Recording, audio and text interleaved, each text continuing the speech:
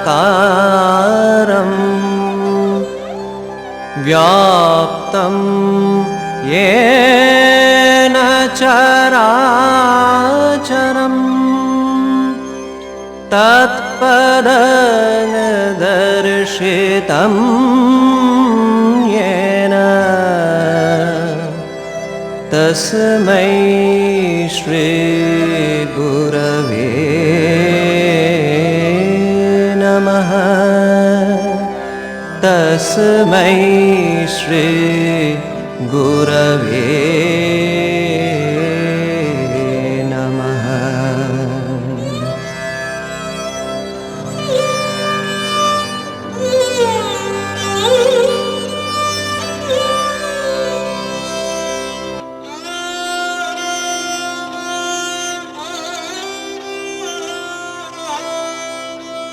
ಹತ್ತೊಂಬತ್ತನೆಯ ಶತಮಾನದಲ್ಲಿ ಜಗತ್ತಿನ ಧಾರ್ಮಿಕ ದಿಗಂತದಲ್ಲಿ ಅತ್ಯುಜ್ವಲವಾಗಿ ಬೆಳಗಿ ಧರ್ಮದ ಸಾರ ಸರ್ವಸ್ವವನ್ನು ಜಗತ್ತಿಗೆ ಪ್ರಕಾಶಪಡಿಸಿ ಒಂದು ಆಧ್ಯಾತ್ಮಿಕ ಮಹಾಪ್ರವಾಹವನ್ನು ಹುಟ್ಟುಹಾಕಿದ ಮಹಾಚೇತನವೇ ಅನುಷ್ಠಾನ ಧರ್ಮದ ಮೂರ್ತರೂಪವಾದ ಶ್ರೀರಾಮಕೃಷ್ಣ ಪರಮಹಂಸರು.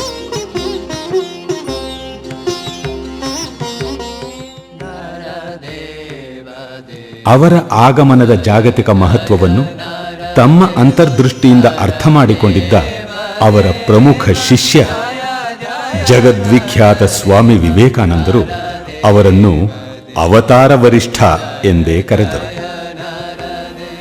ಸ್ಥಾಪಕಾಯ ಚ ಧರ್ಮಸ್ಯ ಸರ್ವಧರ್ಮಸ್ವರೂಪಿಣೇ ಅವತಾರ ವರಿಷ್ಠಾಯ ರಾಮಕೃಷ್ಣಾಯ ತೇ ನಮಃ. ತಮ್ಮ ಜೀವನದ ಉದಾಹರಣೆಯಿಂದ ಸದ್ಧರ್ಮವನ್ನು ಸ್ಥಾಪಿಸಿದಂತಹ ಸರ್ವಧರ್ಮಗಳೇ ಮೈವೆತ್ತಿರುವಂತಹ ಭಗವದ್ ಅವತಾರಗಳಲ್ಲಿ ಶ್ರೇಷ್ಠರಾದ ಶ್ರೀರಾಮಕೃಷ್ಣರಿಗೆ ನಮಸ್ಕಾರ. ನಮ್ಮಲ್ಲಿ ಅನೇಕರನ್ನು ಅನೇಕ ಪ್ರಶ್ನೆಗಳು ಜೀವನದಲ್ಲಿ ಒಂದಲ್ಲ ಒಂದು ಸಲ ಕಾಡುತ್ತಲೇ ಇರುತ್ತವೆ. ಅವುಗಳಲ್ಲಿ ಕೆಲವು, ನಾವು ಯಾರು, ಈ ಲೋಕಕ್ಕೆ ಏಕೆ ಬಂದಿದ್ದೇವೆ, ನಮ್ಮ ಜೀವನದ ಗುರಿ ಏನು, ಈ ಜಗತ್ತನ್ನು ಸೃಷ್ಟಿಸಿದವರು ಯಾರು, ಇಂಥವೇ ನೂರಾರು ಪ್ರಶ್ನೆಗಳು ನಮ್ಮಲ್ಲಿ ಏಳುತ್ತಲೇ ಕಾಡುತ್ತಲೇ ಇರುತ್ತವೆ. ಪೂರ್ವ ಪಶ್ಚಿಮ ದೇಶಗಳ ನೂರಾರು ಚಿಂತಕರು, ಸಾಧು ಸಂತರು ತಮಗೆ ಹೊಳೆದಂತೆ ಈ ಪ್ರಶ್ನೆಗಳಿಗೆಲ್ಲ ಉತ್ತರಗಳನ್ನು ಹೇಳುತ್ತಲೇ ಬಂದಿದ್ದಾರೆ. ಹೀಗಾಗಿ 10 ಧರ್ಮಗಳು, 100 ಪಂಗಡಗಳು ಸೃಷ್ಟಿಯಾದವು.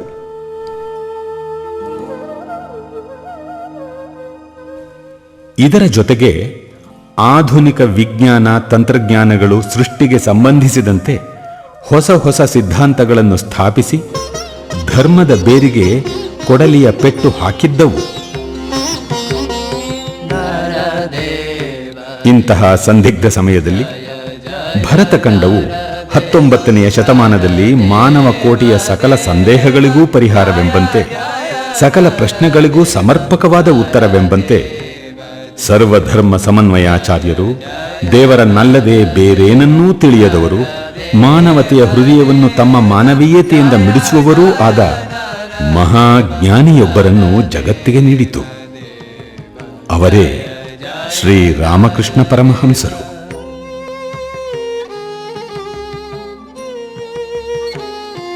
ಭಾಗವತದ ಈ ಹೇಳಿಕೆಯು ಶ್ರೀರಾಮಕೃಷ್ಣರಿಗೆ ಸರಿಯಾಗಿ ಒಪ್ಪುತ್ತದೆ. ತವ ಕಥಾಮೃತಂ ತಪ್ತ ಜೀವನಂ ಕವಿಭಿರೀಡಿತಂ ಕಲ್ಮಷಾಪಹಂ ಶ್ರವಣಮಂಗಲಂ ಶ್ರೀಮದಾತತಂ ಭುವಿ ಗೃಹಂತಿ ತೇ ಭೂರಿದಾ ಜನಾ. ಸಂಸಾರದಲ್ಲಿ ತಪ್ತರಾದವರನ್ನು ಉದ್ಧರಿಸುವಂಥದು, ಜ್ಞಾನಿಗಳಿಂದ ಸ್ತುತಿಸಲ್ಪಟ್ಟುದು, ಪಾಪನಾಶಕವು, ಕೇಳುವುದಕ್ಕೆ ಮಂಗಳಕರವೂ ಆಧ್ಯಾತ್ಮಿಕ ಸಂಪತ್ತನ್ನು ಈಯುವುದೂ ಆಗಿರುವ ನಿನ್ನ ಅಮೃತಪ್ರಾಯವಾದ ಜೀವನ ಸಂದೇಶಗಳನ್ನು ಲೋಕದಲ್ಲಿ ಯಾರು ಹರಡುತ್ತಾರೋ ಅವರೇ ನಿಜವಾಗಿಯೂ ದಾನಿಗಳು. ಇಂದಿನ ಪಶ್ಚಿಮ ಬಂಗಾಳದ ಹೂಗ್ಲಿ ಜಿಲ್ಲೆಯ ಕಾಮಾರಪುರವೆಂಬ ಸಣ್ಣ ಹಳ್ಳಿಯಲ್ಲಿ 18ನೇ ಫೆಬ್ರವರಿ 1836ರಂದು ಶ್ರೀರಾಮಕೃಷ್ಣರ ಜನ್ಮವಾಯಿತು. ಇವರ ಜನ್ಮಕ್ಕೆ ಮೊದಲೇ ನಿಷ್ಠಾವಂತ ಬ್ರಾಹ್ಮಣರಾದ ಇವರ ತಂದೆ ಕ್ಷುದಿರಾಮನಿಗೆ ಗಯೆಯ ಗದಾಧರ ವಿಷ್ಣುವು ಕನಸಿನಲ್ಲಿ ದರ್ಶನ ನೀಡಿ ತಾನು ಅವನ ಮಗನಾಗಿ ಹುಟ್ಟುತ್ತೇನೆ ಎಂದು ತಿಳಿಸಿದ್ದನು. ತಂದೆಯ ಈ ದರ್ಶನ ಹಾಗೂ ತಾಯಿ ಚಂದ್ರಮಣಿಗಾದ ಶಿವನ ದರ್ಶನದಿಂದ ತಮಗೆ ಹುಟ್ಟಿರುವ ಈ ಮಗು ಭಗವಂತನಲ್ಲದೆ ಬೇರಾರೂ ಅಲ್ಲವೆಂಬ ದೃಢ ನಂಬಿಕೆ ಇತ್ತು. ಮಗುವಿಗೆ ಗದಾಧರ ಎಂದು ಹೆಸರಿಟ್ಟು ಪ್ರೀತಿಯಿಂದ ಗದಾಯ್ ಎಂದೇ ಕರೆಯುತ್ತಿದ್ದರು. ಈ ಅಸಾಧಾರಣ ಬಾಲಕನಿಗೆ ಬಾಲ್ಯದಿಂದಲೇ ಅನೇಕ ದಿವ್ಯ ಅನುಭವಗಳಾಗತೊಡಗಿದವು. ಲೌಕಿಕ ವಿದ್ಯಾಭ್ಯಾಸದಲ್ಲಿ ಅವನಿಗೆ ಸ್ವಲ್ಪವೂ ಆಸಕ್ತಿ ಇರಲಿಲ್ಲ. ಅದಕ್ಕೆ ಬದಲು ಅವನು ತನ್ನ ಸಂಗಡಿಗರೊಂದಿಗೆ ಧಾರ್ಮಿಕ ವಿಷಯಗಳನ್ನು ಆಧರಿಸಿದ ನಾಟಕಗಳನ್ನು ಆಡುವುದರಲ್ಲೇ ತನ್ನ ಕಾಲವನ್ನು ಕಳೆಯುತ್ತಿದ್ದ. ಒಮ್ಮೆ ಗದಾಧರನು ತನ್ನ ಅಣ್ಣನಿಗೆ ಖಚಿತವಾಗಿ ಹೇಳಿದ, ಮಾನವ ಜೀವನದ ಗುರಿ ಭಗವತ್ ಸಾಕ್ಷಾತ್ಕಾರ. ಹೊಟ್ಟೆ ಹೊರೆಯುವ ವಿದ್ಯೆ ನನಗೆ ಬೇಡ. ಒಮ್ಮೆ ಕಪ್ಪು ಮೋಡಗಳ ಹಿನ್ನೆಲೆಯಲ್ಲಿ ಅಡ್ಡಲಾಗಿ ಹಾರಿ ಹೋಗುತ್ತಿದ್ದ ಬಿಳುಪಾದ ಕೊಕ್ಕರೆಗಳ ಹಿಂಡನ್ನು ಬಾಲಕನು ನೋಡಿದನು. ಆಗ ಬಾಲಕನಿಗೆ ಪ್ರಕೃತಿಯಲ್ಲಿ ಕಾಣಿಸಿಕೊಂಡ ದೈವೀ ಸೌಂದರ್ಯವು ಭಾವ ಸಮಾಧಿಗೆ ಕಾರಣವಾಯಿತು. ಶಿವರಾತ್ರಿಯಂದು ಶಿವನ ಪಾತ್ರ ಧರಿಸಿದ್ದ ಬಾಲಕನು ಶಿವನ ಚಿಂತನೆಯಲ್ಲಿ ಅದೆಷ್ಟು ಮಗ್ನನಾಗಿದ್ದನೆಂದರೆ ಅವನಿಗೆ ಬಾಹ್ಯ ಪ್ರಜ್ಞೆಯೇ ತಪ್ಪಿತು. ಸತ್ಯದಲ್ಲಿ ಅವನಿಗೆ ಅದೆಂತಹ ಅಚಲವಾದ ನಿಷ್ಠೆ. ಆಗ ಅವನಿನ್ನೂ ಬಾಲಕ. ಕೆಳಜಾತಿಯ ಹೆಂಗಸಾದ ಧನಿ ಕಮ್ಮಾರಗಿತ್ತಿಗೆ ಉಪನಯನದ ಸಮಯದಲ್ಲಿ ಅವಳಿಂದಲೇ ಪ್ರಥಮ ಭಿಕ್ಷೆಯನ್ನು ಸ್ವೀಕರಿಸುತ್ತೇನೆ ಎಂದು ಮಾತು ಕೊಟ್ಟಿದ್ದ. ಆ ಮಾತಿಗೆ ತಪ್ಪದೆ ತನ್ನ ತಾಯಿ ಚಂದ್ರಮಣಿಯ ಬದಲು ಅವಳಿಂದಲೇ ಮೊದಲ ಭಿಕ್ಷೆ ಪಡೆದ. ಮುಂದೆ ಶ್ರೀರಾಮಕೃಷ್ಣರು ಹೇಳುತ್ತಿದ್ದರು, ಕಲಿಯುಗದಲ್ಲಿ ಕೇವಲ ಸತ್ಯ ವಚನದಿಂದಲೇ ಭಗವತ್ ಸಾಕ್ಷಾತ್ಕಾರ ಸಾಧ್ಯ. ಈ ದಿವ್ಯ ವ್ಯಕ್ತಿತ್ವದ ದಿವ್ಯ ಲೀಲೆಗಾಗಿಯೋ ಎಂಬಂತೆ ಕೋಲ್ಕತ್ತಾದ ಸಮೀಪವಿರುವ ದಕ್ಷಿಣೇಶ್ವರದಲ್ಲಿ ಬೆಸ್ತ ಜನಾಂಗಕ್ಕೆ ಸೇರಿದ ರಾಣಿ ರಾಸಮಣಿ ಎಂಬ ಉದಾತ್ತ ಚರಿತ್ರಳಾದ ಮಹಿಳೆಯಿಂದ ಕಾಳಿ ದೇವಾಲಯವೊಂದು ಸ್ಥಾಪಿತವಾಯಿತು. ಈ ದೇವಾಲಯದ ಆವರಣದಲ್ಲಿ ಕಾಳಿಗಾಗಿಯೇ ಅಲ್ಲದೆ 12 ಶಿವಲಿಂಗಗಳ ಹಾಗೂ ರಾಧಾಕಾಂತನ ಮಂದಿರಗಳು ಇದ್ದವು. ಶ್ರೀರಾಮಕೃಷ್ಣರು ತಮ್ಮ ಮುಂದಿನ ಜೀವನದಲ್ಲಿ ಸಾಧಿಸಿ ಸಾರಿದ ಧರ್ಮ ಮತ ಪಂಥಗಳ ಸಮನ್ವಯತೆಗೆ ಎಂತಹ ಅಪೂರ್ವ ನಿದರ್ಶನ. ಗದಾಧರನು ಕಾಳಿ ಮಂದಿರದ ಪೂಜಾರಿಯಾದ. ಆದರೆ ಸಾಮಾನ್ಯ ಪೂಜಾರಿಯಂತಲ್ಲ. ಪ್ರತಿಮೆಯಲ್ಲಿ ಜೀವಂತ ಕಾಳಿಯನ್ನು ನೋಡುವ ಉತ್ಕಟ ಬಯಕೆ ಅವನಿಗೆ.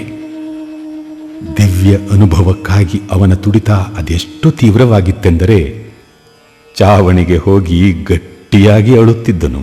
ಓ ತಾಯಿ, ಇನ್ನೊಂದು ದಿನವೂ ವ್ಯರ್ಥವಾಗಿ ಕಳೆಯಿತು. ನಿನ್ನ ದರ್ಶನದ ಕೃಪೆ ಮಾತ್ರ ನನಗಾಗಲಿಲ್ಲವಲ್ಲ. ಜಗನ್ಮಾತೆಯ ದರ್ಶನ ಪಡೆಯದ ಜನ್ಮ ವ್ಯರ್ಥವೆಂದು ಭಾವಿಸಿ ತಮ್ಮ ಜೀವನವನ್ನು ಕೊನೆಗಾಣಿಸಲು ಹೋದಾಗ ಶ್ರೀರಾಮಕೃಷ್ಣರಿಗೆ ಜಗನ್ಮಾತೆಯ ದರ್ಶನವಾಯಿತು. ದಿವ್ಯ ಮಾತೆಯ ಚಿಂತನೆ ದರ್ಶನಗಳಲ್ಲಿಯೇ ಯಾವಾಗಲೂ ಮುಳುಗಿರುತ್ತಿದ್ದ ಶ್ರೀರಾಮಕೃಷ್ಣರನ್ನು ಜನರು ಈಗ ಸಹಜವಾಗಿಯೇ ಹುಚ್ಚನೆಂದು ನಿರ್ಧರಿಸಿದರು. ಅವರ ತಾಯಿ ಚಂದ್ರಮಣಿಗೀಗ ಮಗನ ಆರೋಗ್ಯದ ಕುರಿತು ಚಿಂತೆ ಹತ್ತಿಕೊಂಡಿತು. ಮಗನಿಗೆ ಮದುವೆ ಮಾಡಿದರೆ ಸರಿಹೋದೀತೆಂಬ ಭಾವನೆಯು ಅವರಲ್ಲಿ ಉದಿಸಿತು. ಶ್ರೀರಾಮಕೃಷ್ಣರಿಗೆ ತಮ್ಮ 23ನೆಯ ವಯಸ್ಸಿನಲ್ಲಿ 5 ವರ್ಷದ ಪುಟ್ಟ ಬಾಲೆಯಾದ ಶ್ರೀ ಶಾರದಾದೇವಿಯೊಡನೆ ಮದುವೆಯಾಯಿತು. ಈ ಮದುವೆಯಿಂದ ಅವರ ದೇವರ ಹುಚ್ಚು ಕಡಿಮೆಯಾಗುವುದಕ್ಕೆ ಬದಲಾಗಿ ಈ ದಿವ್ಯ ಲೀಲೆಯಲ್ಲಿ ಹೊಸ ಅಧ್ಯಾಯವೊಂದು ಪ್ರಾರಂಭವಾಯಿತು.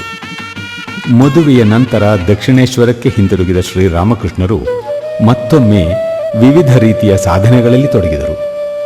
ಇವರಿಗೆ ಹುಚ್ಚು ಹಿಡಿಯಿತೆಂದು ಹೇಳುವ ಜನರಿಗೆ ಶ್ರೀರಾಮಕೃಷ್ಣರು ಹೇಳುತ್ತಿದ್ದರು, ಹೌದು, ಈ ಜಗತ್ತಿನಲ್ಲಿ ಪ್ರತಿಯೊಬ್ಬರೂ ಹುಚ್ಚರೇ. ಕೆಲವರಿಗೆ ಸ್ತ್ರೀಯರ ಹುಚ್ಚು, ಇನ್ನು ಕೆಲವರಿಗೆ ಹಣದ ಹುಚ್ಚು, ಆದರೆ ನನಗೆ ದೇವರ ಹುಚ್ಚು. ಭಗವಂತನ ವಿವಿಧ ರೂಪಗಳ ಹಿಂದಿನ ಸತ್ಯತೆಯನ್ನು ಕಾಣುವ ಹಾಗೂ ಅವುಗಳ ಸಾಕ್ಷಾತ್ಕಾರ ಮಾರ್ಗಗಳನ್ನು ತಿಳಿಯುವ ಕುತೂಹಲ ಉಂಟಾಯಿತು ಅವರಿಗೆ.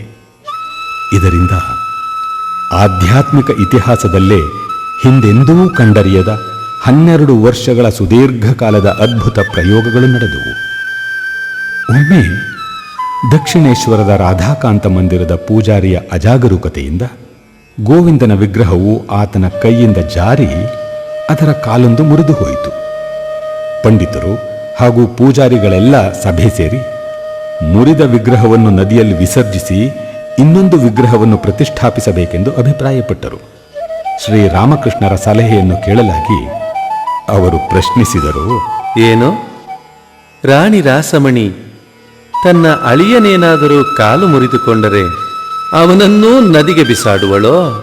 ನಂತರ ಸ್ವತಃ ತಾವೇ ಆ ವಿಗ್ರಹದ ಕಾಲನ್ನು ಅದೆಷ್ಟು ಕೌಶಲದಿಂದ ಜೋಡಿಸಿದರೆಂದರೆ ಆ ಮೂರ್ತಿಯನ್ನೇ ನಂತರ ಬಹಳ ಕಾಲದವರೆಗೆ ಪೂಜಿಸುತ್ತಿದ್ದರು.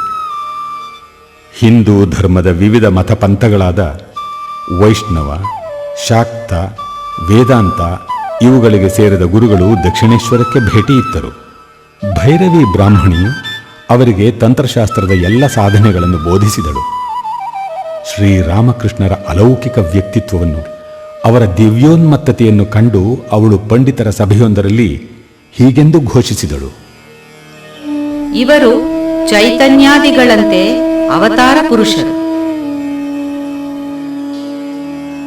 ಗೌರಿ ಪಂಡಿತನೆಂಬ ಹೆಸರಾಂತ ಪಂಡಿತನು ಭೈರವಿ ಬ್ರಾಹ್ಮಣಿಯ ಅಭಿಪ್ರಾಯವನ್ನು ಅನುಮೋದಿಸಿದ್ದಲ್ಲದೆ ಇನ್ನೂ ಮುಂದುವರೆದು ಹೀಗೆಂದು ಸಾರುತ್ತಾನೆ, ಅವರು ಅವತಾರ ಮಾತ್ರವಲ್ಲ, ಎಲ್ಲಿಂದ ಸಕಲ ಅವತಾರಗಳು ಉದ್ಭವಿಸುವವೋ ಆ ಪರತತ್ವವೇ ಅವರು. ವೇದಾಂತಿಯಾದ ತೋತಾಪುರಿಯು ಶ್ರೀರಾಮಕೃಷ್ಣರಿಗೆ ಅದ್ವೈತ ಸಾಧನೆಯ ದೀಕ್ಷೆಯನ್ನಿತ್ತನು. ಆ ಸಾಧನೆಯ ಚರಮ ಹಂತವಾದ ನಿರ್ವಿಕಲ್ಪ ಸಮಾಧಿಯನ್ನು ಶ್ರೀರಾಮಕೃಷ್ಣರು ಬಹುಬೇಗನೆ ತಲುಪಿ ಅದೇ ಸ್ಥಿತಿಯಲ್ಲಿ 3 ದಿನ ಇದ್ದರು. ತೋತಾಪುರಿಯು ಈ ಸ್ಥಿತಿಗೇರಲು 40 ವರ್ಷಗಳನ್ನು ತೆಗೆದುಕೊಂಡಿದ್ದನು. ಶ್ರೀರಾಮಕೃಷ್ಣರು ಇಸ್ಲಾಂ ಮತ್ತು ಕ್ರೈಸ್ತ ಧರ್ಮಗಳನ್ನು ಅವಲಂಬಿಸಿ ತಮ್ಮ ಏಕನಿಷ್ಠ ಮನಸ್ಸಿನಿಂದ ಅತಿ ಕಡಿಮೆ ಸಮಯದಲ್ಲಿಯೇ ಸಾಧನೆಯ ಚರಮಹಂತವನ್ನು ತಲುಪಿದರು. ವಿವಿಧ ಮತ ಧರ್ಮಗಳ ಸಾಧನೆಯನ್ನು ನಡೆಸಿ ಅವುಗಳ ಆಧ್ಯಾತ್ಮಿಕ ಮೌಲ್ಯಗಳನ್ನು ಸಾಕ್ಷಾತ್ಕರಿಸಿಕೊಂಡ ಮೇಲೆ ಅವರು ಘೋಷಿಸುತ್ತಾರೆ, ಎಷ್ಟು ಮತಗಳು ಅಷ್ಟು ಪಥಗಳು, ಒಂದೇ ಗುರಿಯೆಡೆಗೆ ಹಲವು ದಾರಿಗಳು. ತಮ್ಮ ಸಾಧನೆಯ ಕಾಲದಲ್ಲಿ ತಾವು ಉಚ್ಚ ಕುಲದವರೆಂಬ ಭಾವನೆಯನ್ನು ತೊಡೆದುಹಾಕಲು ನಡುರಾತ್ರಿಯಲ್ಲಿ ಶ್ರೀರಾಮಕೃಷ್ಣರು ಅಂತ್ಯಜರ ವಾಸಸ್ಥಳಕ್ಕೆ ಹೋಗಿ ಅಲ್ಲಿಯ ಅಂಗಳವನ್ನು ತಮ್ಮ ಉದ್ದವಾದ ಕೂದಲಿನಿಂದ ಶುಚಿಪಡಿಸುತ್ತಿದ್ದರು. ಇಷ್ಟು ಹೊತ್ತಿಗೆ ಜಯರಾಮ್ ಬಾಟಿಯಲ್ಲಿದ್ದ 18 ವರ್ಷದ ಶ್ರೀ ಶಾರದಾದೇವಿಗೆ ಶ್ರೀರಾಮಕೃಷ್ಣರಿಗೆ ಹುಚ್ಚು ಹಿಡಿದಿದೆ ಎಂಬ ವದಂತಿ ತಲುಪಿತು. ಅವರು ಈ ಸಮಯದಲ್ಲಿ ದಕ್ಷಿಣೇಶ್ವರಕ್ಕೆ ಹೋಗಿ ಶ್ರೀರಾಮಕೃಷ್ಣರ ಸೇವೆಯಲ್ಲಿ ನಿರತರಾಗಬೇಕೆಂದು ನಿಶ್ಚಯಿಸಿದರು. ಅಂತಹ ಬಹುದೂರದ ಕಾಲ್ನಡಿಗೆಯ ಅಭ್ಯಾಸವಿರದ ಶ್ರೀ ಶಾರದಾದೇವಿಯವರು ದಾರಿಯ ಮಧ್ಯದಲ್ಲಿ ಅನಾರೋಗ್ಯ ಪೀಡಿತರಾದರು. ಜಗನ್ಮಾತೆಯಾದ ಕಾಳಿಯೇ ಅವರಿಗೆ ದರ್ಶನವಿತ್ತು ಸಮಾಧಾನ ಪಡಿಸುತ್ತಾ ಹೀಗೆ ಹೇಳಿದಳು, ನಾನು ನಿನ್ನ ಸಹೋದರಿ ಶ್ರೀರಾಮಕೃಷ್ಣರು ದಕ್ಷಿಣೇಶ್ವರದಲ್ಲಿ ಆರೋಗ್ಯವಾಗಿದ್ದಾರೆ. ನೀನು ಅವರನ್ನು ಕಾಣುವೆ. ದಕ್ಷಿಣೇಶ್ವರಕ್ಕೆ ಬಂದ ಶ್ರೀ ಶಾರದಾದೇವಿಯನ್ನು ಶ್ರೀರಾಮಕೃಷ್ಣರು ಪ್ರೀತಿಯಿಂದ ಬರಮಾಡಿಕೊಂಡು ಅವರ ಚಿಕಿತ್ಸೆಗೆ ಬೇಕಾದ ಜವಾಬ್ದಾರಿಯನ್ನು ತಾವೇ ವಹಿಸಿಕೊಂಡು ಅವರ ಸೇವೆ ಮಾಡಿದರು. ಇದರಿಂದ ಶ್ರೀ ಶಾರದಾದೇವಿಯವರಿಗೆ ತಮ್ಮ ಪತಿಯ ಮಾನಸಿಕ ಸ್ವಾಸ್ಥ್ಯದ ಬಗೆಗಿನ ಸಂದೇಹಗಳೆಲ್ಲ ಮಾಯವಾದವು. ದಕ್ಷಿಣೇಶ್ವರದಲ್ಲಿ ವಾಸವಾಗಿದ್ದ ಶ್ರೀ ಶಾರದಾದೇವಿಯವರು ತಮ್ಮ ಪತಿಯೊಡನೆ ಒಂದೇ ಕೋಣೆಯಲ್ಲಿ 8 ತಿಂಗಳ ಕಾಲ ಇದ್ದರು. ಒಂದು ದಿನ ಶ್ರೀರಾಮಕೃಷ್ಣರು ಅವರನ್ನು ಕೇಳಿದರು, ನನ್ನನ್ನು ಪ್ರಾಪಂಚಿಕ ಜೀವನಕ್ಕೆ ಎಳೆಯಬೇಕೆಂದು ಬಂದಿದ್ದೀಯಾ? ಖಂಡಿತ ಇಲ್ಲ.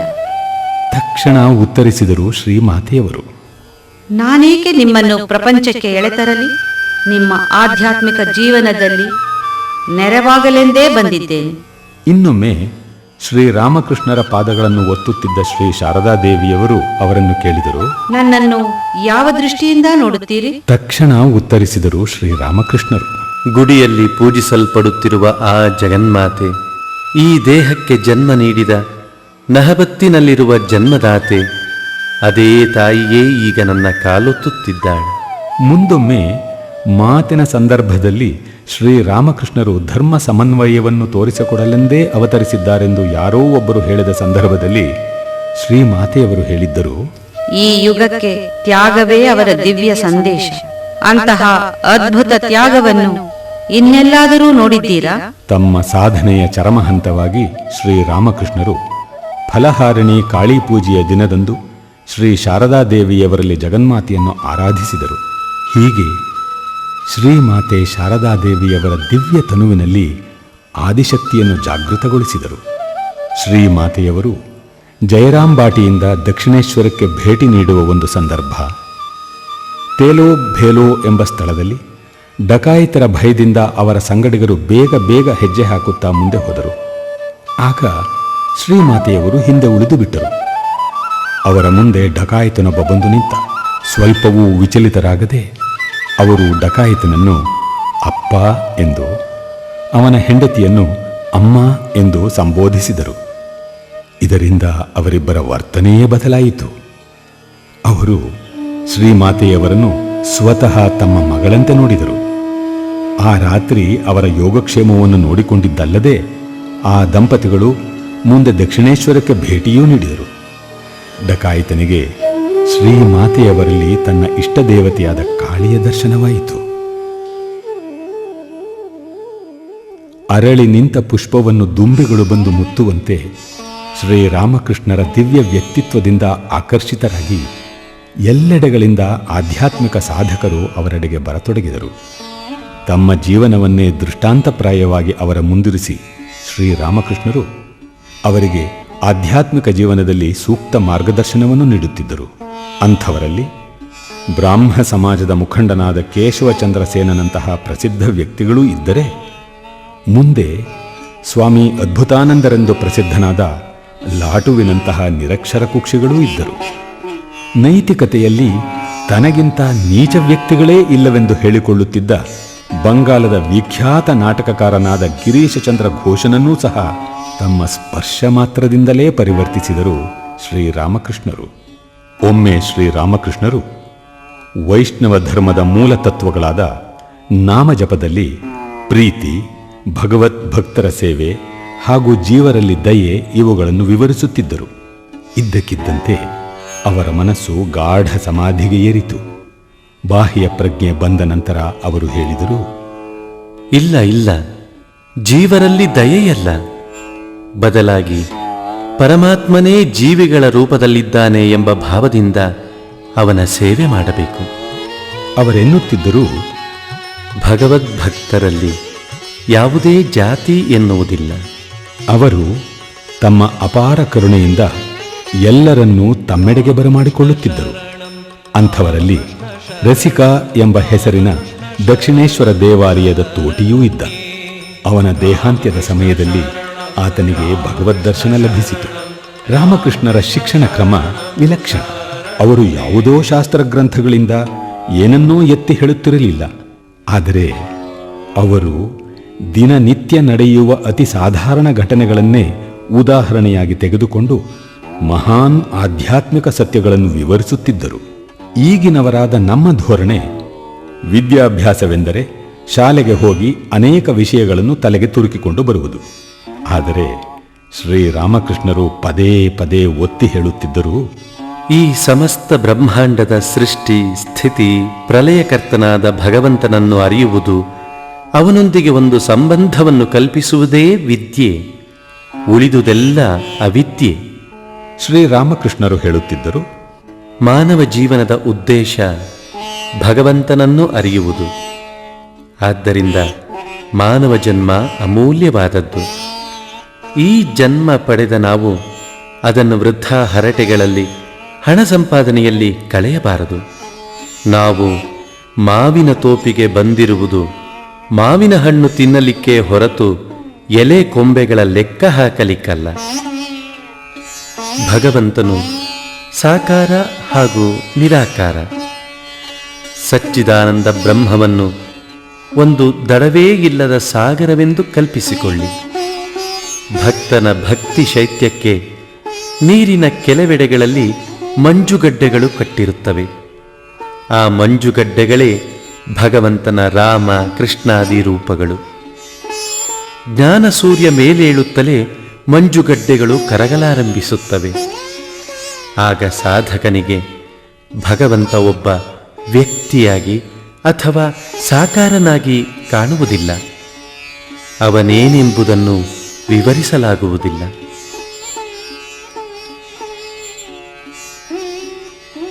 ಪೂರ್ಣ ಜ್ಞಾನ ಪಡೆದ ಮೇಲೆ ಮನುಷ್ಯ ಮೌನಿಯಾಗುತ್ತಾನೆ. ಎಲ್ಲಿಯವರೆಗೆ ಅವನ ವಿಚಾರ ಬುದ್ಧಿ ಹೋಗದೋ ಅಲ್ಲಿಯವರೆಗೂ ಆತ ವಾದಗಳಲ್ಲಿ ತೊಡಗಿರುತ್ತಾನೆ. ಖಾಲಿಯಾದ ಬಿಂದಿಗೆಗೆ ನೀರು ತುಂಬುವಾಗ ಶಬ್ದ ಮಾಡುತ್ತದೆ. ಅದೇ ಬಿಂದಿಗೆಯು ಭರ್ತಿಯಾದ ಮೇಲೆ ಹೊರಗಿನ ಕೊಳದ ನೀರು ಬಿಂದಿಗೆಯ ನೀರು ಒಂದೇ ಆಗುತ್ತದೆ. ಆಗ ಯಾವ ಶಬ್ದವೂ ಕೇಳಿಸುವುದಿಲ್ಲ. ಆದರೆ ನೀರನ್ನು ಒಂದು ಬಿಂದಿಗೆಯಿಂದ ಇನ್ನೊಂದು ಬಿಂದಿಗೆಗೆ ಸುರಿಯುವಾಗ ಮತ್ತೆ ನಿಮಗೆ ಶಬ್ದ ಕೇಳಿಬರುತ್ತದೆ. ಸಮಾಧಿಯಲ್ಲಿ ಬ್ರಹ್ಮಜ್ಞಾನ ದೊರಕುತ್ತದೆ. ಆಗ ಎಲ್ಲ ತರ್ಕಗಳೂ ಕೊನೆಗೊಳ್ಳುತ್ತವೆ. ಒಮ್ಮೆ ಉಪ್ಪಿನ ಗೊಂಬೆಯೊಂದು ಸಾಗರದ ಆಳವನ್ನು ಅಳೆಯಲು ಹೋಯಿತು. ಸಾಗರದ ಆಳವನ್ನು ಇನ್ನೊಬ್ಬರಿಗೆ ತಿಳಿಸಬೇಕೆಂದು ಅದರ ಇಚ್ಛೆ. ಆದರೆ ಹಾಗಾಗಲೇ ಇಲ್ಲ. ಏಕೆಂದರೆ ಅದು ನೀರಿಗೆ ಇಳಿದದ್ದೇ ತಡ ಸಂಪೂರ್ಣವಾಗಿ ಕರಗಿ ಹೋಯಿತು. ಈಗ ಆಳವೆಷ್ಟೆಂದು ಹೇಳುವವರು ಯಾರಿದ್ದಾರೆ? ಭಗವಂತನ ಮಾಯಾಶಕ್ತಿಯಿಂದ ಮನುಷ್ಯ ತನ್ನ ಸ್ವಸ್ವರೂಪವನ್ನು ಮರೆಯುತ್ತಾನೆ. ದೈವಿ ಮಾಯೆ ತ್ರಿಗುಣಾತ್ಮಕವಾದದ್ದು. ಈ ಮೂರು ಗುಣಗಳು ದರೋಡೆಕೋರರೇ. ಏಕೆಂದರೆ ಅವು ಮಾನವನ ಆಧ್ಯಾತ್ಮಿಕ ಸಂಪತ್ತೆಲ್ಲವನ್ನೂ ಅಪಹರಿಸಿ ಅವನು ತನ್ನ ನಿಜ ಸ್ವರೂಪವನ್ನೇ ಮರೆಯುವಂತೆ ಮಾಡುತ್ತವೆ. ಸತ್ವ, ರಜಸ್, ತಮಸ್ಸುಗಳೇ ಆ ಗುಣಗಳು. ತಮಸ್ಸು ಹೇಳುತ್ತದೆ ಅವನನ್ನು ಕೊಲ್ಲೋಣ ಅಂತ. ರಜಸ್ಸು ಆತನನ್ನು ಕಟ್ಟಿಹಾಕುತ್ತದೆ. ಸತ್ವ ಅವನನ್ನು ಬಂಧನದಿಂದ ಬಿಡಿಸುತ್ತದೆ. ಆದರೆ ಸತ್ವವೂ ಕೂಡ ಆ ಮನುಷ್ಯನ ಜೊತೆ ಹೋಗಲಾರದು. ಏಕೆಂದರೆ ಪೊಲೀಸರು ಅವನನ್ನು ಹಿಡಿದುಕೊಂಡು ಬಿಡುತ್ತಾರೆ. ಯಾರಿಗೆ ಗುರುವಿನ ಕೃಪೆಯಾಗುತ್ತೋ ಅವನು ತನ್ನ ನಿಜಸ್ವರೂಪವನ್ನು ಅರಿಯುತ್ತಾನೆ. ಒಮ್ಮೆ ಗರ್ಭಿಣಿಯಾದ ಒಂದು ಹೆಣ್ಣು ಹುಲಿ ಕುರಿಗಳ ಮಂದೆಯ ಮೇಲೆ ಎರಗಿತು. ಎರಗಿದ ರಭಸಕ್ಕೆ ಗುರಿ ತಪ್ಪಿ ಆ ಚದುರಿದ ಕುರಿಗಳ ನಡುವೆ ಇದ್ದ ಒಂದು ಬಂಡೆಗೆ ಅಪ್ಪಳಿಸಿತು. ಗಾಯಗೊಂಡ ಹುಲಿ ಒಂದು ಮರಿಗೆ ಜನ್ಮವನ್ನು ನೀಡಿ ಪ್ರಾಣ ಬಿಟ್ಟಿತು. ಹುಲಿ ಮರಿಯು ಕುರಿಗಳ ಜೊತೆಗೇ ಬೆಳೆಯತೊಡಗಿತು. ಹುಲ್ಲನ್ನು ತಿನ್ನುತ್ತಾ ಕುರಿಗಳಂತೆಯೇ ಮೇಕರಿಸುತ್ತಿತ್ತು. ಒಂದು ದಿನ ಇನ್ನೊಂದು ಹುಲಿಯು ಆ ಮಂದೆಯ ಮೇಲೆ ಎರಗಿತು. ಕುರಿಗಳೊಂದಿಗೆ ಓಡುತ್ತಾ ಅವುಗಳಂತೆಯೇ ಧ್ವನಿ ಮಾಡುತ್ತಿದ್ದ ಆ ಕುರಿ ಹುಲಿಯನ್ನು ನೋಡಿ ಅದಕ್ಕೆ ಆಶ್ಚರ್ಯವಾಯಿತು. ಅದನ್ನು ಹಿಡಿದು ಒಂದು ಕೊಳದ ಬಳಿಗೆ ಎಳೆತಂದು ಅದರ ಪ್ರತಿಬಿಂಬವನ್ನು ಅದಕ್ಕೆ ತೋರಿಸಿ ಅದು ಹುಲಿ ಎಂದು ಕುರಿಯಲ್ಲವೆಂದು ಜ್ಞಾಪಿಸಿತು. ಹೀಗೆಯೇ ಗುರುವಾದವನು ತನ್ನ ಶಿಷ್ಯನಿಗೆ ಅವನ ಸ್ವಸ್ವರೂಪವನ್ನು ಅರಿತುಕೊಳ್ಳಲು ಸಹಾಯ ಮಾಡುತ್ತಾನೆ. ಮನರಂಜನೆಯ ಪ್ರದರ್ಶನಗಳಿಂದಲೂ ಶ್ರೀರಾಮಕೃಷ್ಣರು ಆಧ್ಯಾತ್ಮಿಕ ಪಾಠಗಳನ್ನು ಹುಟ್ಟುಹಾಕುತ್ತಿದ್ದರು. ಒಮ್ಮೆ ಅವರನ್ನು ಸರ್ಕಸ್ಸಿಗೆ ಕರೆದೊಯ್ದರು. ಮುಂದೊಮ್ಮೆ ಶ್ರೀರಾಮಕೃಷ್ಣರು ಸರ್ಕಸ್ಸಿನಲ್ಲಿ ಹೆಂಗಸೊಬ್ಬಳು ಮಾಡಿದ ಅದ್ಭುತ ಚಮತ್ಕಾರವನ್ನು ಉದಾಹರಿಸುತ್ತಾ ಆಧ್ಯಾತ್ಮಿಕ ಸಾಧಕರಿಗೆ ಅಭ್ಯಾಸದ ಮಹತ್ವವನ್ನು ಮನಗಾಣಿಸಿದರು. ಅವರು ಹೀಗೆ ನುಡಿದರು: ನೀವು ಆ ಸರ್ಕಸ್ಸಿನ ಹೆಂಗಸನ್ನು ನೋಡಲಿಲ್ಲವೇ? ಓಡುತ್ತಿರುವ ಕುದುರೆಯ ಬೆನ್ನಿನ ಮೇಲೆ ಒಂದೇ ಕಾಲಲ್ಲಿ ನಿಂತು ಆಕೆ ಒಂದು ಕಬ್ಬಿಣದ ಬಳೆಯಿಂದ ಹಾರಿ ಮತ್ತೆ ಕುದುರೆಯ ಮೇಲೆ ನಿಲ್ಲುತ್ತಿದ್ದಳು. ಹಾಗೆ ಮಾಡಲು ಅದೆಂಥ ಒಮ್ಮುಖ ಪ್ರಯತ್ನ ಬೇಕು. ಹಾಗೆಯೇ ಆಧ್ಯಾತ್ಮಿಕ ಜೀವನದಲ್ಲೂ ಸಾಧಕನಿಗೆ ಆ ರೀತಿಯ ಏಕಾಗ್ರ ಸಾಧನೆ ಅವಶ್ಯಕ. ಆಧ್ಯಾತ್ಮಿಕ ಅನುಷ್ಠಾನವಿಲ್ಲದ ಒಣ ಶಾಸ್ತ್ರ ವಿಚಾರವನ್ನು ಅವರು ಎಂದೂ ಅನುಮೋದಿಸುತ್ತಿರಲಿಲ್ಲ. ದೋಣಿಯು ಬಿರುಗಾಳಿಗೆ ಸಿಕ್ಕಿ ಮುಳುಗುತ್ತಿದ್ದಾಗ ಅದರಲ್ಲಿ ಪ್ರಯಾಣಿಸುತ್ತಿದ್ದ ಈಜುಬಾರದ ಪಂಡಿತನ ಉದಾಹರಣೆ ನೀಡುತ್ತಿದ್ದರು. ಹೀಗೆಯೇ ಆಧ್ಯಾತ್ಮಿಕ ಅನುಷ್ಠಾನವಿಲ್ಲದ ಮನುಷ್ಯ ಅಪಾರ ಶಾಸ್ತ್ರಜ್ಞಾನವಿದ್ದರೂ ಸಂಸಾರ ಸಾಗರದಲ್ಲಿ ಮುಳುಗಿ ಹೋಗುತ್ತಾನೆ.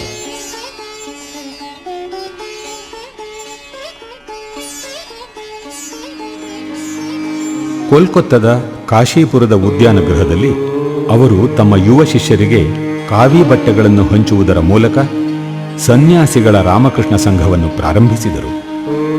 ಅವರ 16 ಮಂದಿ ಸನ್ಯಾಸಿ ಶಿಷ್ಯರೇ ಆ ಸಂಘದ ಪ್ರಥಮ ಸದಸ್ಯರು.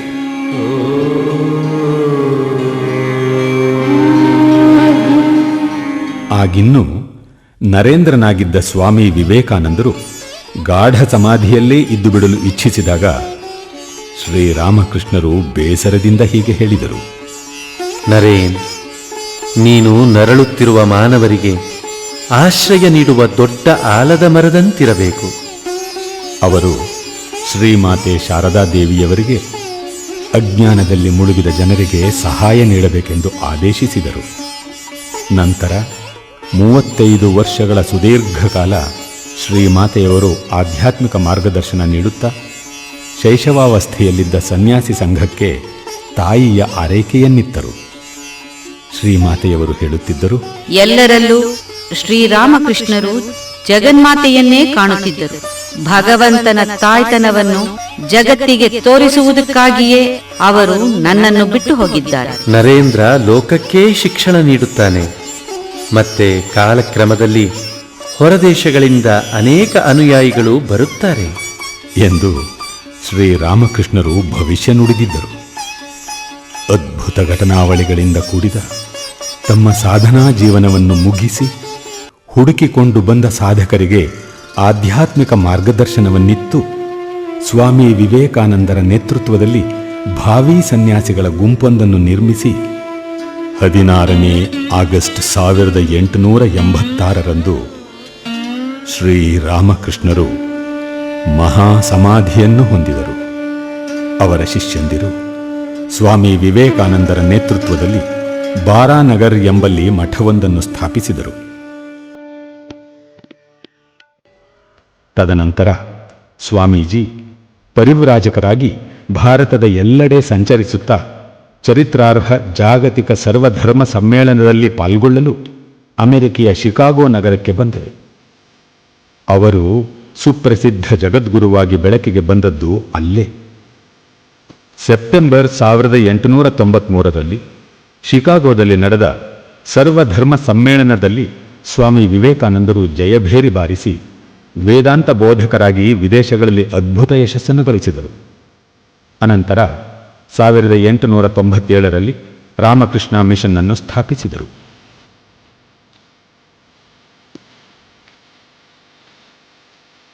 ಅವರು ಘೋಷಿಸಿದ ಆತ್ಮನೋ ಮೋಕ್ಷಾರ್ಥಂ ಜಗದ್ಹಿತಾಯ ಚ ತನ್ನ ಸ್ವಂತ ಮುಕ್ತಿಗಾಗಿ ಹಾಗೂ ಜಗತ್ ಕಲ್ಯಾಣಕ್ಕಾಗಿ ಎಂಬ ಸಂಘದ ಅವಳಿ ಆದರ್ಶವೇ ಸಂಘದ ದಿಕ್ಸೂಚಿಯಾಗಿದೆ. 1901ರಲ್ಲಿ ಹೌರಾದ ಬೇಲೂರು ಎಂಬ ಸ್ಥಳದಲ್ಲಿ ರಾಮಕೃಷ್ಣ ಮಠವು ಸ್ಥಾಪಿತವಾಯಿತು. ಆಗ ಸ್ವಾಮಿ ವಿವೇಕಾನಂದರು ಭವಿಷ್ಯ ನುಡಿದಿದ್ದರು: ಈ ಬೇಲೂರು ಮಠದಿಂದ ಹೊರಹೊಮ್ಮುವ ಆಧ್ಯಾತ್ಮಿಕತೆಯ ಪ್ರಭಾವವು ಇನ್ನೂ 1500 ವರ್ಷಗಳವರೆಗೆ ಇರುತ್ತದೆ ಮತ್ತು ಇದೊಂದು ಮಹಾ ವಿಶ್ವವಿದ್ಯಾನಿಲಯವಾಗುತ್ತದೆ. ಇದು ಕೇವಲ ನನ್ನ ಕಲ್ಪನೆಯಲ್ಲ, ನಾನಿದನ್ನು ನೋಡುತ್ತಿದ್ದೇನೆ.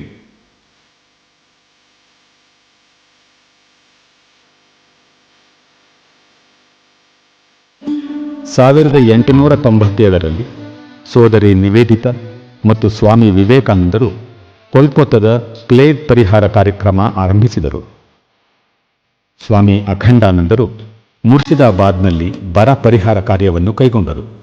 ಅಂದಿನಿಂದ ದೇಶದ ವಿವಿಧೆಡೆಗಳಲ್ಲಿ ಉಂಟಾಗುವ ಪ್ರಾಕೃತಿಕ ವಿಕೋಪಗಳಿಗೆ ತುತ್ತಾದವರಿಗೆ ಪರಿಹಾರ ಹಾಗೂ ಪುನರ್ವಸತಿಯನ್ನು ಕಲ್ಪಿಸುವ ಕಾರ್ಯಗಳು ಇತಿಹಾಸದುದ್ದಕ್ಕೂ ನಡೆದಿರುವ ಪ್ರಮುಖ ಸೇವಾ ಕಾರ್ಯಗಳಲ್ಲಿ ಒಂದಾಗಿದೆ. ಇತ್ತೀಚೆಗೆ ಅಂದರೆ 2000ನೇ ಇಸವಿಯಲ್ಲಿ ಒರಿಸ್ಸಾದಲ್ಲಿ ಚಂಡಮಾರುತದ ಹೊಡೆತಕ್ಕೆ ಸಿಕ್ಕಿ ತತ್ತರಿಸಿದ ಜನರಿಗೆ ಪರಿಹಾರ ಹಾಗೂ ಪುನರ್ವಸತಿಗಳನ್ನು ಕಲ್ಪಿಸಿಕೊಡುವ ಕಾರ್ಯವನ್ನು ಸಂಘವು ತೆಗೆದುಕೊಂಡಿತು. 2001ರಲ್ಲಿ ಗುಜರಾತಿನ ಭೂಕಂಪ ಪರಿಹಾರ ಪುನರ್ವಸತಿ ಕಾರ್ಯಗಳಿಗೆ 20 ಕೋಟಿ ರೂಪಾಯಿಗಳಿಗಿಂತಲೂ ಅಧಿಕ ಮೊತ್ತವನ್ನು ಸಂಘವು ತೊಡಗಿಸಿತು. ಎಲ್ಲ ರೀತಿಯ ಸಾಮಾಜಿಕ ಪಿಡುಗಿಗೆ ವಿದ್ಯಾಭ್ಯಾಸ ಒಂದೇ ರಾಮಬಾಣ ಎಂದು ಸ್ವಾಮಿ ವಿವೇಕಾನಂದರು ನುಡಿದಿದ್ದಾರೆ.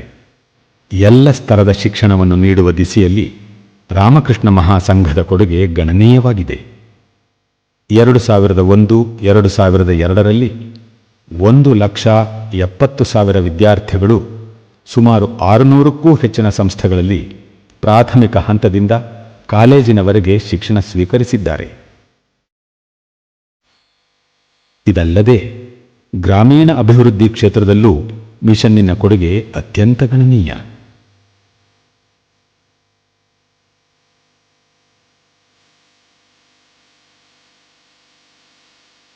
ಸಾವಿರದ 1900ರಲ್ಲಿ ಸ್ವಾಮಿ ವಿವೇಕಾನಂದರು ತಮ್ಮ ಶಿಷ್ಯರನ್ನು ಹರಿದ್ವಾರಕ್ಕೆ ಕಳಿಸಿ ಮಾನವನಲ್ಲಿ ಇರುವ ಮಾಧವನನ್ನು ಪೂಜಿಸುವ ಉದ್ದೇಶದಿಂದ ಅಲ್ಲಿನ ಸಾಧು ಹಾಗೂ ತೀರ್ಥಯಾತ್ರಿಗಳಿಗೆ ವೈದ್ಯಕೀಯ ಸೇವೆಯನ್ನು ಸಲ್ಲಿಸುವಂತೆ ಹೇಳಿದರು. ಅಂದಿನಿಂದ ಸಮಾಜದ ಆರೋಗ್ಯ ಸಂರಕ್ಷಣೆಯ ಕ್ಷೇತ್ರದಲ್ಲೂ ಸಂಘದ ಸಾಧನೆಯು ಅತಿ ಮಹತ್ವದ್ದಾಗಿದೆ. 2001-2002ನೇ ವರ್ಷದಲ್ಲಿ ಸಂಘವು ತನ್ನ 14 ಆಸ್ಪತ್ರೆಗಳಿಂದ ಸುಮಾರು 74,000 ಒಳರೋಗಿಗಳಿಗೆ ಚಿಕಿತ್ಸೆ ನೀಡಿದೆ ಹಾಗೂ ಇದರ ಆಸ್ಪತ್ರೆ, ಚಿಕಿತ್ಸಾಲಯ ಮತ್ತು ಸಂಚಾರಿ ಚಿಕಿತ್ಸಾಲಯಗಳಿಂದ 72.5 ಲಕ್ಷಕ್ಕೂ ಹೆಚ್ಚು ರೋಗಿಗಳು ಚಿಕಿತ್ಸೆ ಪಡೆದಿದ್ದಾರೆ. ಶ್ರೀರಾಮಕೃಷ್ಣ ಮಠ ಹಾಗೂ ಮಿಷನ್ನಿಂದ ಭಾರತದ ಎಲ್ಲ ಪ್ರಮುಖ ಭಾಷೆಗಳಲ್ಲೂ ಇಂಗ್ಲಿಷ್, ಫ್ರೆಂಚ್, ಸ್ಪ್ಯಾನಿಷ್, ಜಪಾನಿ ಮೊದಲಾದ ವಿದೇಶಿ ಭಾಷೆಗಳಲ್ಲೂ ರಾಮಕೃಷ್ಣ ವಿವೇಕಾನಂದರ ಜೀವನ ಮತ್ತು ಉಪದೇಶಗಳನ್ನು ಕುರಿತಂತೆಯೂ ಸನಾತನ ಹಿಂದೂ ಧರ್ಮ, ಇತರ ವಿಶ್ವಧರ್ಮಗಳು ಹಾಗೂ ವೇದಾಂತದ ವಿವಿಧ ಶಾಖೆಗಳನ್ನು ಕುರಿತಂತೆಯೂ 4,000ಕ್ಕೂ ಹೆಚ್ಚು ಪ್ರಕಟಣೆಗಳು ಹೊರಬಿದ್ದಿವೆ. ವಿವಿಧ ಭಾಷೆಗಳ 17 ಪತ್ರಿಕೆಗಳನ್ನು ಮಿಷನ್ ಪ್ರಕಟಿಸುತ್ತಿದೆ. ದಿನೇ ದಿನೇ ಹೆಚ್ಚುತ್ತಿರುವ ಮಾರಾಟವು ಅವುಗಳ ಜನಪ್ರಿಯತೆಯನ್ನು ಸಾರುತ್ತಿವೆ.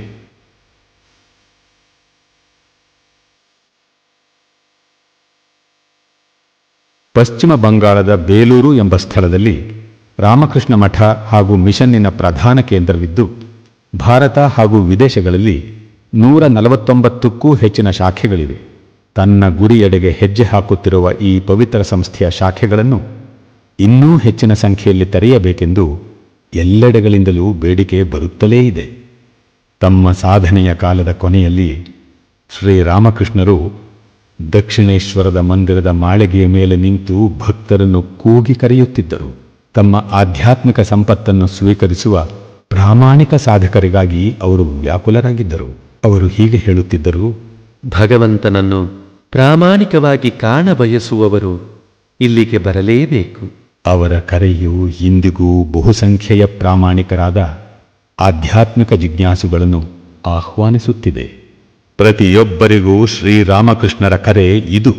ಯಾವಾಗಲೂ ನಿಮ್ಮ ಜೀವನ ದಿಕ್ಸೂಚಿಯನ್ನು ಮಾನವ ಜೀವನದ ಗುರಿಯೆಡೆಗೆ ತಿರುಗಿಸಿಟ್ಟುಕೊಳ್ಳಿ. ಅದೇ ಆಂತರ್ಯದ ದೈವತ್ವವನ್ನು ಅರಿಯುವುದು ಮತ್ತು ಪ್ರಕಟಪಡಿಸುವುದು. ಎಲ್ಲರೊಂದಿಗೂ ಸಾಮರಸ್ಯದಿಂದ ಬಾಳಿ. ನಿಮ್ಮ ಸಹಮಾನವರನ್ನು ಭಗವಂತನ ಅಭಿವ್ಯಕ್ತಿಗಳೆಂದೇ ತಿಳಿದು ಅವರ ಸೇವೆ ಮಾಡಿ. ಸಕಲ ಸ್ತ್ರೀಯರಲ್ಲಿ ಜಗನ್ಮಾತೆಯನ್ನೇ ನೋಡುತ್ತಾ ಭಗವಂತನ ಆ ಮಾತೃತ್ವವನ್ನು ಗೌರವಿಸಿ. ಸತ್ಯವಚನವೇ ಕಲಿಯುಗದ ತಪಸ್ಸು. ನಿಮ್ಮ ದಿನನಿತ್ಯ ಜೀವನದಲ್ಲಿ ಇವನ್ನು ಪಾಲಿಸಿ ಹಾಗೂ ಭಾರತ ಮಾತೆಯ ಉಜ್ವಲ ಭವಿಷ್ಯವಾಗಿರುವ ಈ ಆದರ್ಶವನ್ನು ಇತರರಿಗೆ ಬೋಧಿಸಿ. ಶ್ರೀರಾಮಕೃಷ್ಣರನ್ನು ಕುರಿತು ವಿಶ್ವವಿಖ್ಯಾತ ಚಿಂತಕರು ನೊಬೆಲ್ ಪ್ರಶಸ್ತಿ ವಿಜೇತ ಫ್ರೆಂಚ್ ಸಾಹಿತಿ ರೋಮರೋಲಾ. ನಾನೀ ಗ್ರಂಥದಲ್ಲಿ ಯಾರ ವ್ಯಕ್ತಿ ಚಿತ್ರಣವನ್ನು ಪ್ರಸ್ತುತಪಡಿಸಲಿದ್ದೇನೋ ಆ ವ್ಯಕ್ತಿಯು 300 ದಶಲಕ್ಷ ಜನಗಳ 2000 ವರ್ಷಗಳ ಆಧ್ಯಾತ್ಮಿಕ ಜೀವನದ ಪರಿಪೂರ್ಣತೆಯೇ ಆಗಿದ್ದರು. ಮಹಾತ್ಮ ಗಾಂಧಿ. ರಾಮಕೃಷ್ಣ ಪರಮಹಂಸರ ಜೀವನ ಚರಿತ್ರೆ ಎಂದರೆ ಅದು ಆಚರಣೆಯಲ್ಲಿದ್ದಂತಹ ಧರ್ಮದ ಚರಿತ್ರೆ. ಅವರ ಜೀವನವು ಭಗವಂತನನ್ನು ಪ್ರತ್ಯಕ್ಷವಾಗಿ ನೋಡಲು ನಮಗೆ ಸಹಾಯ ಮಾಡುತ್ತದೆ. ಭಗವಂತನೊಬ್ಬನೇ ಸತ್ಯ, ಉಳಿದುದೆಲ್ಲ ಮಿಥ್ಯವೆಂದು ಮನವರಿಕೆಯಾಗದೆ ಯಾರೂ ಅವರ ಜೀವನ ಚರಿತ್ರೆಯನ್ನು ಓದಲು ಸಾಧ್ಯವಿಲ್ಲ. ಆರ್ನಾಲ್ಡ್ ಜೆ ಟಯನ್ಬಿ ಪ್ರಸಿದ್ಧ ಇತಿಹಾಸಜ್ಞ. ಅವರು ಭಾರತೀಯ ಧರ್ಮದ ಎಲ್ಲ ಪ್ರಭೇದಗಳ ಸಾಧನೆಗಳನ್ನು ಮಾಡಿದುದು ಮಾತ್ರವಲ್ಲದೆ ಇಸ್ಲಾಂ ಮತ್ತು ಕ್ರೈಸ್ತ ಧರ್ಮ ಸಾಧನೆಗಳನ್ನೂ ಮಾಡಿದರು. ಅವರ ಧಾರ್ಮಿಕ ಚಟುವಟಿಕೆ ಮತ್ತು ಅನುಭವಗಳು ಎಷ್ಟು ವಿಸ್ತಾರವಾಗಿದ್ದವೆಂದರೆ ಬಹುಶಃ ಭಾರತದಲ್ಲೇ ಆಗಲಿ ಬೇರೆಡೆಯಲ್ಲೇ ಆಗಲಿ ಹಿಂದೆಂದೂ ಯಾರೂ ಸಾಧನೆಯನ್ನು ಮಾಡಿರಲಿಲ್ಲ.